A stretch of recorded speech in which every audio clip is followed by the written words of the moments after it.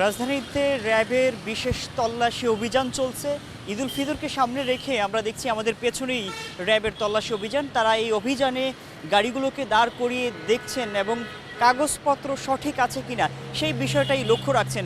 এখানে যিনি র্যাবের পরিচালক রয়েছেন, এই টিম পরিচালনায় যিনি রয়েছেন, তিনি আমাদেরকে জানিয়েছেন ঈদুল ফিতরকে সামনে রেখে মানুষ যেন নির্বিঘ্নে চলতে পারে, স্বস্তি মানুষের মাঝে যেন ফিরে আসে, এই লক্ষ্যেই কিন্তু তিনি আমাদেরকে জানিয়েছেন তাদের এই অভিযান অব্যাহত থাকবে। আমরা জানি যে এই ঈদে প্রায় 2.5 কোটির বেশি মানুষ রাজধানী ছেড়ে কিন্তু তার নিজ গন্তব্যে অর্থাৎ গ্রামের বাড়িতে ফিরবেন। সেই বিষয়টাকে লক্ষ্য রেখেই ছিনতাইয়ের মতো কোনো ঘটনা যেন না ঘটে, অপরাধী যেন রাস্তাঘাটে তৎপর না থাকে, সেই লক্ষ্যেই তাদের এই বিশেষ তল্লাশি অভিযান। আপনারা দেখছেন বাংলা টিভি, আমি যুক্ত আছি ত্বকি খান।